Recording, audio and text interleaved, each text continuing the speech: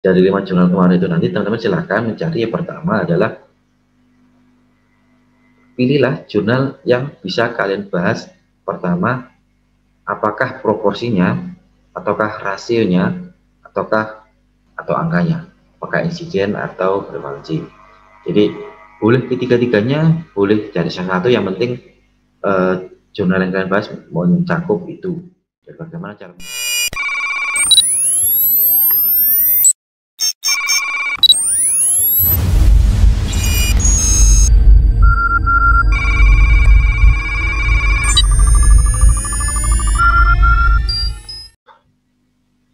Oke, assalamualaikum warahmatullahi wabarakatuh. Alhamdulillahirabbil alamin. Kita bertemu lagi pada pertemuan kali ini dengan melanjutkan materi pada farmakoepidemiologi. Pada kali ini kita akan membahas tentang metode-metode yang digunakan pada penelitian farmakologi secara umumnya. Nah, kita khusus pada hari ini akan membahas tentang penelitian observasional. Seperti biasa, kita mulai, kita buka kegiatan pada kali ini dengan Al-Quran, sehingga akan kita lakukan, diberikan kemudahan dan diberikan kelancaran. Selanjutnya, 20 metode Al-Fatihah. Oke, baik, terima kasih. Seperti tadi yang dijelaskan bahwa di sini kita akan membahas tentang penelitian observasional analitik. Yang akan kita bahas pada kesempatan kali ini, kita akan bahas tentang dua saja, cross-sectional dan case control. Sebenarnya semuanya bisa digunakan, namun karena keterbatasan waktu dan yang sering digunakan kedua metode ini, maka kita akan coba membahas dua kasus ini dulu. Baik, yang pertama kita akan bahas tentang cross-sectional.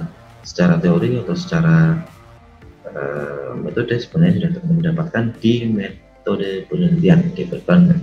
Nah, di sini akan sedikit saya ulas dan nanti kita bandingkan langsung pada penelitian farmakoepidemiologi itu apa sih fungsinya. Yang pertama, cross sectional. Nah, apa sih cross sectional? Secara umum, secara sederhana, secara mudahnya bahwa cross sectional adalah penelitian pertemuan dan cirinya adalah variabelnya diambil satu kali.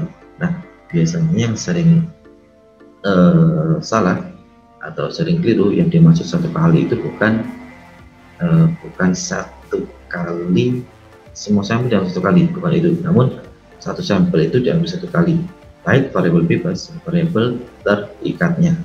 Itu yang perlu diketahui. Jadi pengambilan data pada variabel bebas dan terikat itu diambil cukup satu kali saja atau bersamaan, itu tidak variabel bebas diambil saat ini, variabel tergantungnya ke depan, atau variabel tergantung sekarang, terikatnya nanti, bukan itu. Untuk keuntungan dan sebagainya nanti teman-teman bisa baca sendiri atau bisa ulang lagi di sini, bahwa kita langsung ke skema cross-sectional. Secara umum biasanya akan membandingkan antara suatu kasus yang dia terkena faktor risiko dan yang tidak terkena faktor risiko, bagaimana kaitannya terhadap efeknya, apakah dia terkena juga atau tidak, yang memiliki faktor risiko tadi dan yang tidak memiliki faktor risiko apa terkena dan tidak. Intinya hanya itu saja, simpel pada cross-sectional. Nah, kali ini kita akan coba menyelesaikan pertemuan kali ini kurang dari 15 menit, itu lama. Oke, di cross-sectional, nah tabel 2x2 ini sangat penting untuk membandingkan antara faktor risiko dan efek.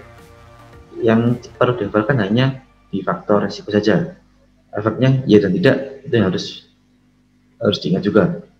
Faktor risiko kolom A dan B yang ada faktor risiko, yang tidak ada faktor risiko kolom C dan D. Yang terkena efek ya A dan C, tidak B dan D. Supaya tidak bingung, cukup hafalkan tabelnya tidak ya tidak, kemudian faktor risiko, yang tidak ada faktor risiko A dan B, itu saja. Nanti apa fungsinya kita lihat di contoh hasil penelitian. Ini saya singkat saja langkah-langkahnya. Secara teori silahkan dibaca sendiri, mulai mempunyai masalah, menentukan variabel penelitiannya, menentukan subjeknya, kemudian dilakukan observasi atau penelitiannya, kemudian setelah didapatkan datanya mau diapakan, analisis apa yang dilakukan, itulah seterusnya. Dan ini Interpretasi hasil, rasio prevalensi pada kelompok dengan faktor risiko dibandingkan dengan prevalensi pada kelompok dengan tanpa faktor risiko. Jadi tadi kolom A plus B banding A per A plus B dibandingkan C per C plus D. Jadi ini penting diingat tadi. Tapi singkat, kenapa tabel ini penting? Letaknya A, B, C, D jangan sampai keliru. Kalau keliru nanti kita akan salah dalam menyimpulkan. Dan hasilnya kalau dia lebih dari satu maka merupakan faktor risiko variabel yang terjadi, dan kalau kurang dari satu maka variabel merupakan faktor protektif atau bukan faktor risiko. Kalau tidak berpengaruh dia nilai sama dengan satu atau tidak berefek sama sekali. Kemudian apa sih kelebihannya? Kelebihan dari cross-sectional tentu saja mudah, kemudian kemungkinan drop out-nya dari si sampel itu kecil karena pengambilan variabel bebas dan terikat dalam opsi bersamaan. Kemudian apa sih kekurangannya? Kekurangannya karena ini satu kali diambil tentu saja tidak bisa menetapkan atau sangat lemah dalam menetapkan sebab akibat dan korelasi. Ini kedua itu kelemahan utama dari cross sectional. Nah, kita percepat, kita langsung masuk ke contoh penggunaan tabel 1 tadi, ABCD tadi. Bagaimana cara membacanya? Itu yang terpenting. Nah, rasio prevalensi tadi adalah A per A plus B bandingkan C per C plus D. Nah, ini yang perlu diingat adalah A itu adalah dia dengan faktor risiko dan C tidak dengan faktor risiko. Nah, saat teman-teman misalkan membaca tabel di depan di layar ini, tabel di layar itu akan menunjukkan tabel di depan menunjukkan faktor risikonya yang mana, efeknya yang mana. Itu terpenting dulu kita ketahui, jangan sampai keliru antara menentukan faktor risiko dan efek. Silakan lihat terlebih dahulu mana sih yang masuk faktor risiko, mana yang masuk efek, antara dukungan keluarga dan kepatuhan. Sebenarnya sudah sangat terlihat jelas ya antara mana mana faktor risiko dan mana efek. Apakah kepatuhan mempengaruhi dukungan keluarga? Setelah dukungan keluarga itu akan mempengaruhi kepatuhan. Itu akan menunjukkan mana efek, mana yang faktor risiko. Oke, setelah kita ketahui dukungan keluarga merupakan faktor risiko dan kepatuhan merupakan efek. Itu yang pertama, langkah yang harus kita tahu. Yang kedua, setelah ketahui itu kita harus tentukan faktor risiko mana yang mau kita, variabel mana yang mau kita hitung. Nah, berarti kalau yang nilai buruk di atas ini adalah faktor risikonya. Kalau yang baik berarti tanpa faktor risiko.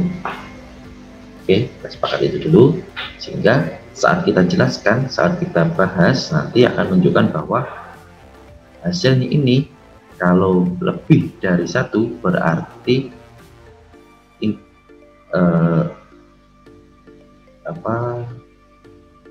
dukungan keluarga yang buruk itu faktor risiko terhadap kepatuhan.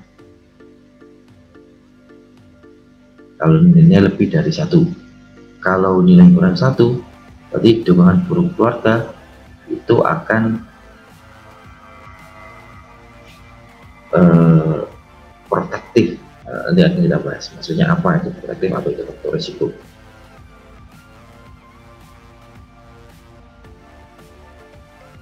Setelah dihitung, coba teman-teman hitung.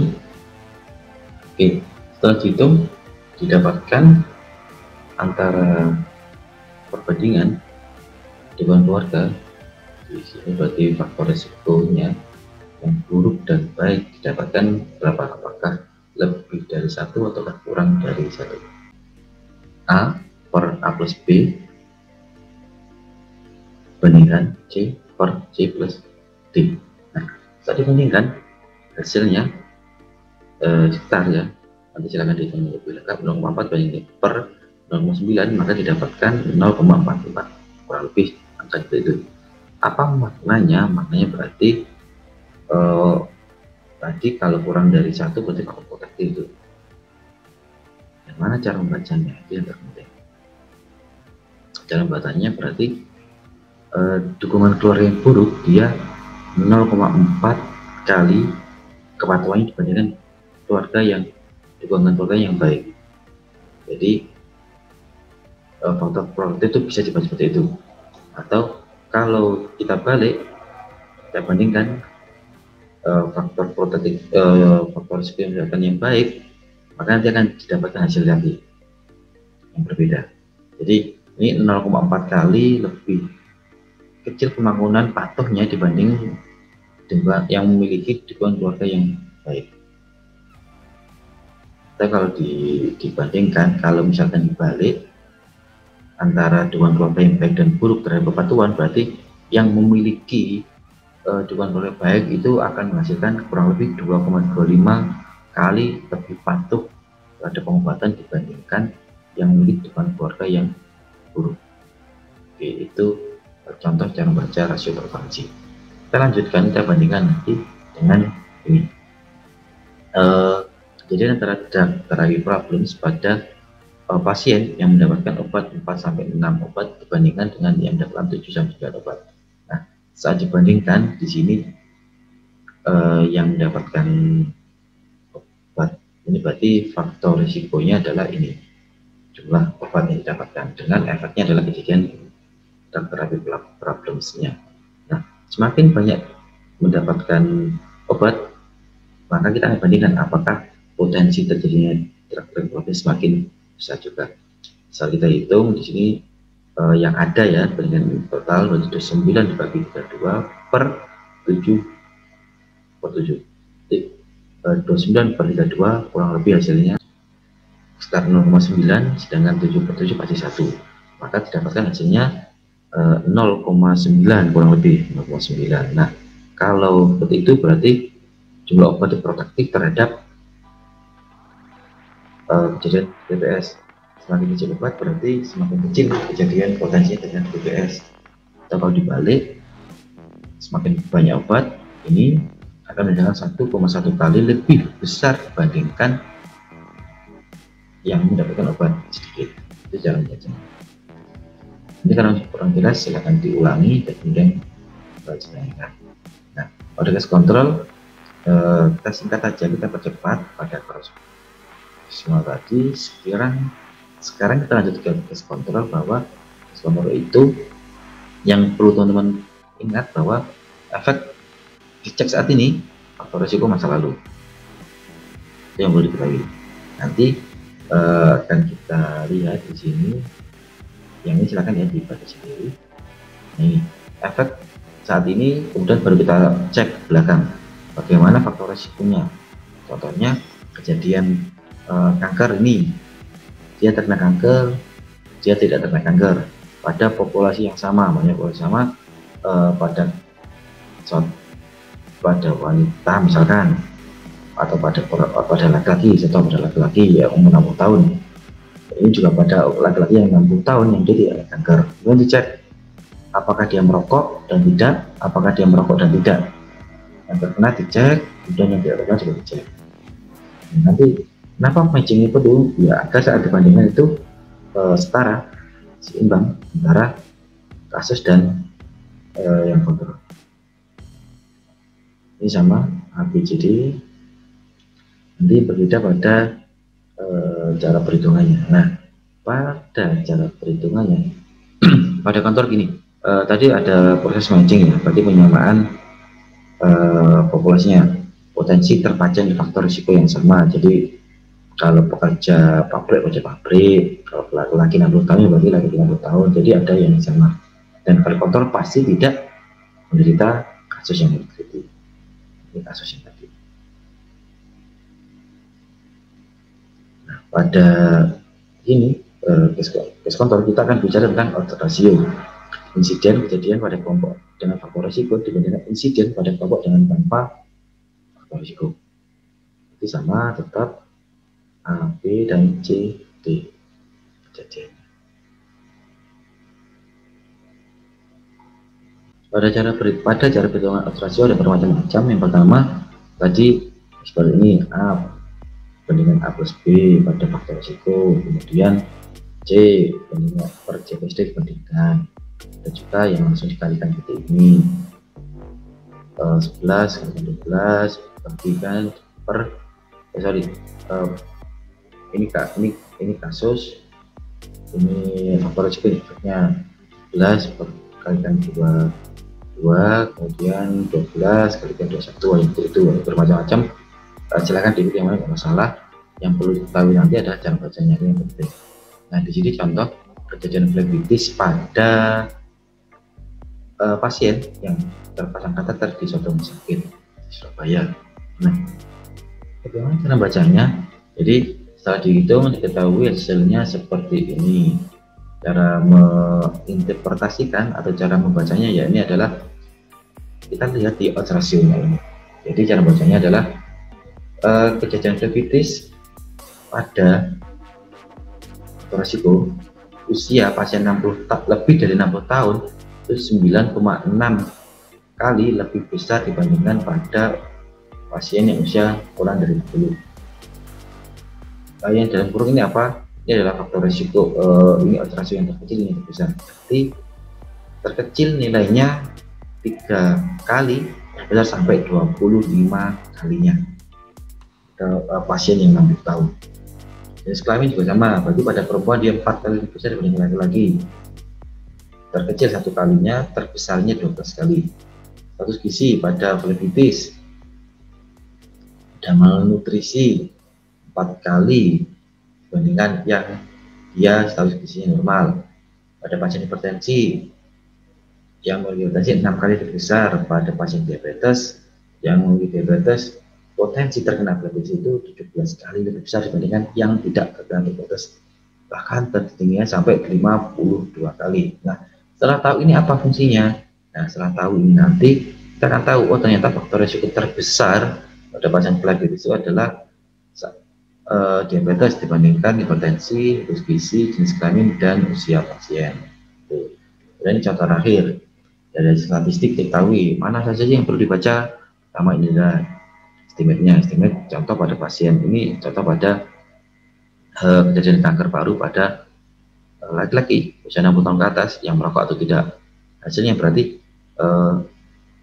orang laki-laki di atas 60 tahun yang merokok itu 15 kali lebih banyak potensi terkena kanker paru dibandingkan tidak. Apalagi yang perlu dicek ini signifikansinya, dua sisi ini, dua set ini. Kalau nilai kurang dari 0,05 maka signifikan. Apa itu artinya signifikan? Berarti sampel tadi yang diambil itu bisa mewakili populasi. Jadi dengan diambil sampel berarti populasi di daerah tersebut itu sudah terwakili. Kemudian ini lower bound dan upper bound-nya. Berarti orang yang merokok usia 60 tahun 1 kali 0,6 itu lebih besar terkena kanker paru, dan tertingginya sampai 136 kali. Jadi itu. Nah, oke, dari ini nanti silakan dibaca dan lanjutan dari jurnal 5 jurnal kemarin. Dari 5 jurnal kemarin itu nanti teman-teman silakan mencari. Yang pertama adalah pilihlah jurnal yang bisa kalian bahas. Pertama, apakah proporsinya, ataukah rasionya, ataukah kemarin proporsi, rasio, sama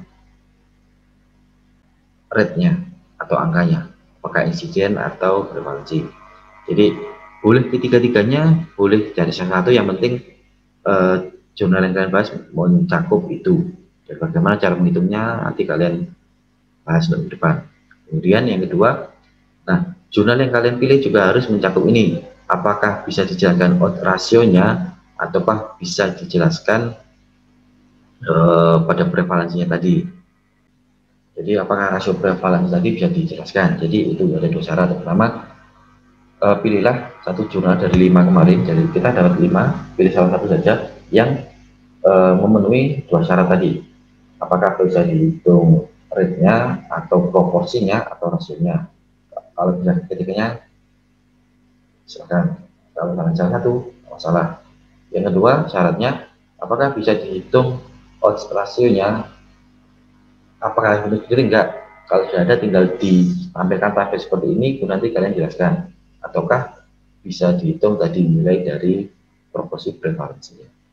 Di depan kita bahas itu, teman-teman presentasi, menjelaskan dan membacanya. Karena Dengan mengetahui tabel, seharusnya kita bisa membaca dan menjelaskan suatu kasus yang mau diangkat. Itu yang terpenting. Dan selanjutnya, kalau ada pertanyaan, nanti silakan didiskusikan dengan saya di grup atau di perwakilan teman-temannya. Silakan kita bahas minggu depan. Kita tunggu minggu depan sesuai dengan kelompok kemarin. Terima kasih. Kita tutup pertemuan kali dengan pertemuan majelis. Semoga yang depan diberikan manfaat dengan segala kekurangan.